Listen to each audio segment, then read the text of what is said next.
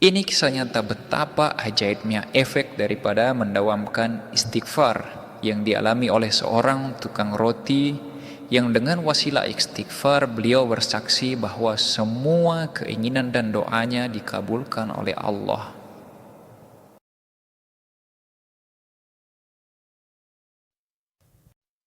Imam Ahmad bin Hanbal radhiyallahu merupakan murid daripada Imam Syafi'i.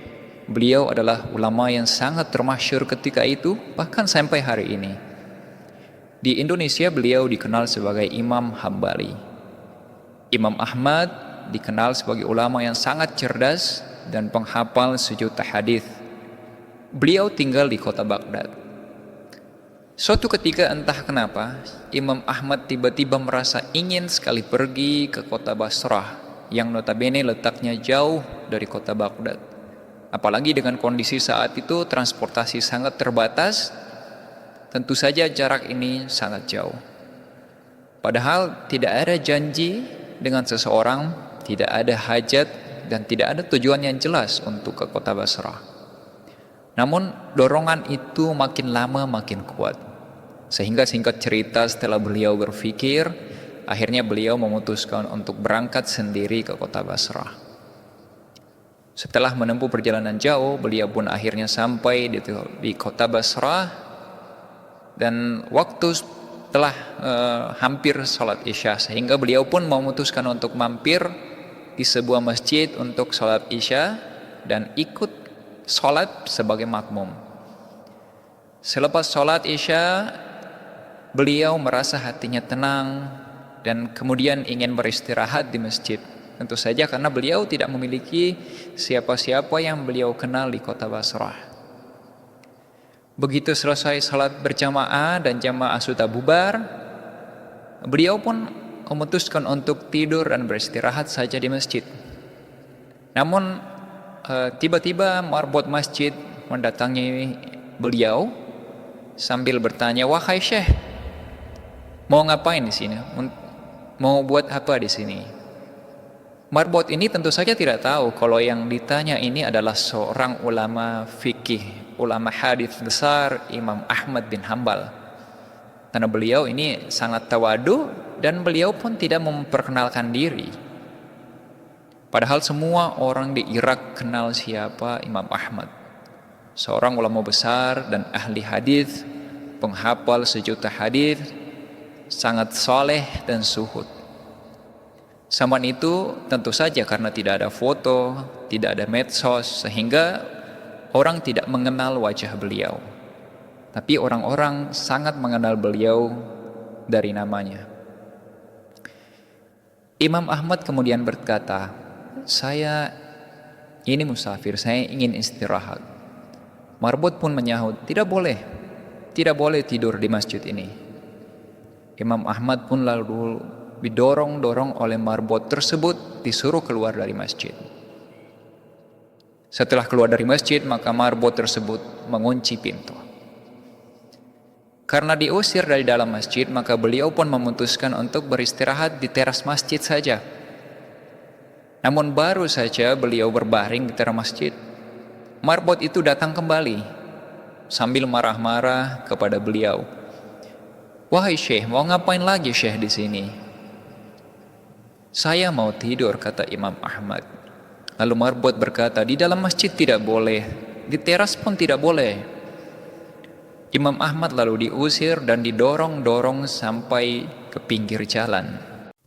Rupa-rupanya di samping masjid ada seorang tukang roti.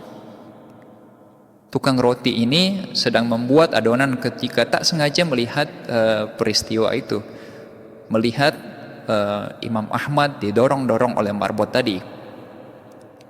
Penjual roti ini tergerak hatinya untuk memanggil beliau. "Wahai Syekh, Anda boleh nginap di tempat saya. Saya punya tempat meskipun kecil. Silahkan istirahat di sini." Imam Ahmad pun mengiyakan, "Baiklah." Beliau pun lalu masuk ke rumah tukang roti tersebut. Duduk di belakang tukang roti sambil beliau menikmati hidangan ala kadarnya yang dihidangkan oleh tukang roti tersebut. Tukang roti ini punya perilaku unik. Kalau Imam Ahmad mengajak beliau berbicara, dijawabnya dengan singkat.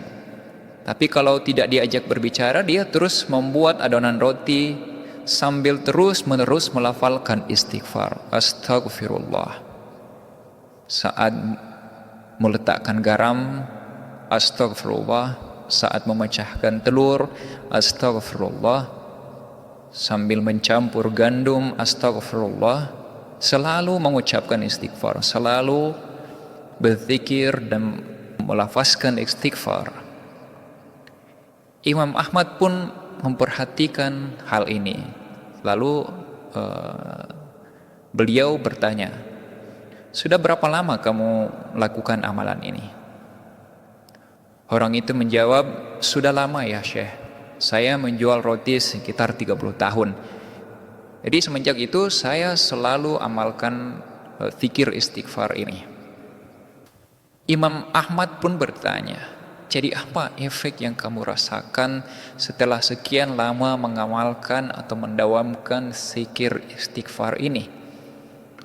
Tukang roti pun berkata, "Alhamdulillah, semua keinginan dan doa saya dikabulkan Allah, kecuali satu saja yang belum." Imam Ahmad pun lanjut bertanya, "Apa itu? Apa permintaanmu yang belum Allah kabulkan?" Kata orang itu, "Saya sudah lama meminta dan berdoa kepada Allah, ingin dipertemukan dengan seorang ulama besar, Imam Ahmad." Seketika Imam Ahmad pun terperanjat dan bertakbir, "Allahu Akbar. Allah telah mendatangkan saya jauh-jauh dari Baghdad pergi ke kota Basrah ini, dan bahkan didorong-dorong oleh penjaga masjid. Rupa-rupanya ini karena istighfarmu." Masya Allah. Penjual roti itu pun terperanjat, kaget, seraya memuji kebesaran Allah.